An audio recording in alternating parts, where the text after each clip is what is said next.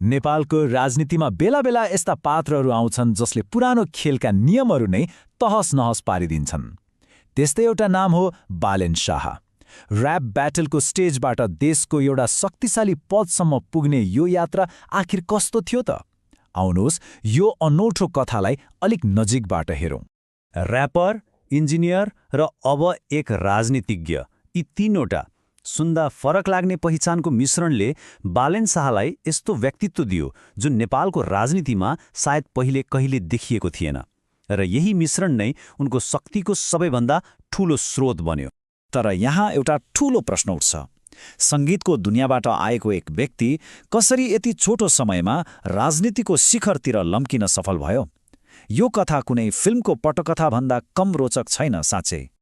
उनको कथा सुरु हुन्छ नेपालको भूमिगत हिपहप सिनबाट। एकातिर उनीसँग स्ट्रक्चरल इन्जिनियरको डिग्री थियो भने अर्कोतिर सडकका आवाजहरूलाई शब्दमा उतार्ने कला। यी दुई बिल्कुलै फरक देखिने दुनियाँ नै उनको राजनीतिक यात्राको अनौठो जग बन्न पुगे। सुरुमा सडक बालक जस्ता गीतहरू मार्फत उनले शहरका युवाहरूको सङ्घर्षलाई आवाज दिए। पछि बलिदान जस्ता गीतहरू त राजनीतिक भ्रष्टाचारमाथिको सिधा प्रहार नै बने। भन्नुपर्दा यी गीतहरू केवल सङ्गीत थिएनन्, ती त परिवर्तनको लागि ओर्लिरहेको एउटा विद्रोहको आवाज थिए जसले उनलाई बिस्तारै राजनीतिको मैदानतिर डोर्यायो। बोल्न देऊ महोदय, यो अपराध होइन। यी शब्दहरूले हजारौं युवाहरूको मन छोयो। उनको सङ्गीतले स्थापित दलहरूप्रति निराश आम नेपालीको भावनालाई समेट्यो र उनी बिस्तारै व्यवस्था विरोधी भावनाको प्रतीक बन्दै गए। त्यसैले बालेन शाहको उम्मेदवारी केवल एउटा व्यक्तिको मात्र थिएन, यो त वर्षौंदेखि पुराना राजनीतिक दलहरूको सिन्डिकेटबाट वाक्क भएका मतदाताहरूका लागि विद्रोहको एउटा शक्तिशाली प्रतीक बनेको थियो। र उनको जित कुनै सामान्य जित थिएन। उनले नेपालका दुई ठूला र शक्तिशाली राजनीतिक दलका उम्मेद्वारहरूलाई सजिलै पराजित गरे। यो परिणामले एउटा स्पष्ट सन्देश दियो, जनता अब परम्परागत राजनीतिभन्दा बाहिरको विकल्प खोजिरहेका थिए, त्यो पनि निकै व्यग्रताका साथ। तर मेयरको कुर्सीमा बसेपछि भने कथाले अर्कै मोड लियो।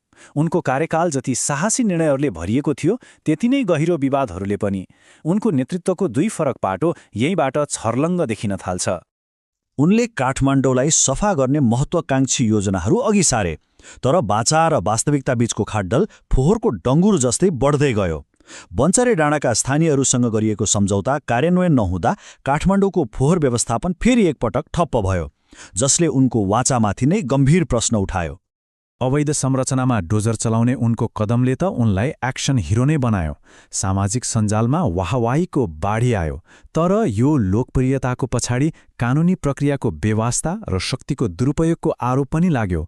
टुकुजा खोला खोज्ने जस्ता अभियानहरू अदालतको आदेशले बीचमै रोकिनुले उनको तरिकामाथि गम्भीर प्रश्नहरू खडा गर्यो। एकातिर उनले जनताको सेवा गर्ने वाचा गरेका थिए, अर्कोतिर उनको प्रशासनले सडक व्यापारीहरूमाथि गरेको कडा कारबासीले एउटा तीतो प्रश्न जन्मायो। के उनको विकासको मोडेलले सबैभन्दा गरिब र कमजोर वर्गलाई झन पछाडि धकेलिरहेको थियो? अब कुरा गरौँ त्यो हतियारको जसलाई बालेन शाहले सायद सबैभन्दा कुशलतापूर्वक चलाए। त्यो हो सामाजिक सञ्जाल। यसले उनलाई परम्परागत मिडियालाई बाइपास गरेर सिधै आफ्ना लाखौं समर्थकहरूसँग संवाद गर्ने अभूतपूर्व शक्ति दियो। तर यो शक्ति दुईधारी तरवार जस्तै थियो। यो कथामा आरओएनबीको भूमिकालाई नजरअन्दाज गर्नै मिल्दैन। सुरुमा बन्दको सूचना दिने एउटा सामान्य फेसबुक पेज हेर्दा हेर्दै लाखौं नेपालीका लागि समाचारको मुख्य स्रोत बन्यो, र यसले बालेन शाहको कथालाई आम जनतासम्म पुर्याउन र उनको पक्षमा जनमत बनाउन निकै महत्त्वपूर्ण भूमिका खेल्यो। तर रोनबीको यो शक्तिमाथि गम्भीर प्रश्नहरू पनि उठे। आलोचकहरूले यसलाई एक शक्तिशाली प्रचार मेसिनको संज्ञा दिए जसले बालेनको पक्षमा एकतर्फी समाचार फैलायो र उनका विवादहरूलाई जानाजानी लुकायो।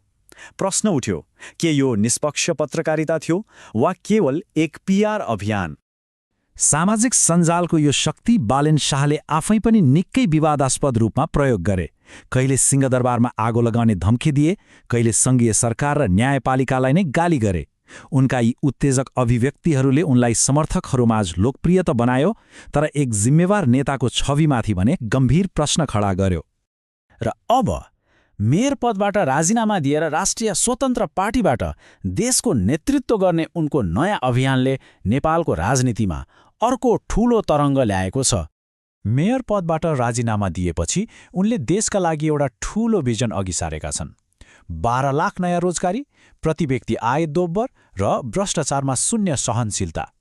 यी वाचाहरूले उनको महत्वाकांक्षा कति विशाल छ भन्ने त देखाउँछ, तर प्रश्न उठ्छ के यी वाचाहरू साँच्चै पूरा गर्न सम्भव छन् त?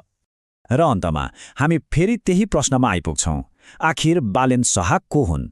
के उनी नेपालले खोजेको आधुनिक परिणाममुखी नेता हुन् जसले पुरानो व्यवस्थालाई भत्काएर नयाँ युगको सुरुवात गर्नेछन्, वा उनी केवल लोकप्रियताको बलमा टिकेका एक अधिनायकवादी शासक हुन् जसको शैली लोकतन्त्रको लागि नै खतरा बन्न सक्छ?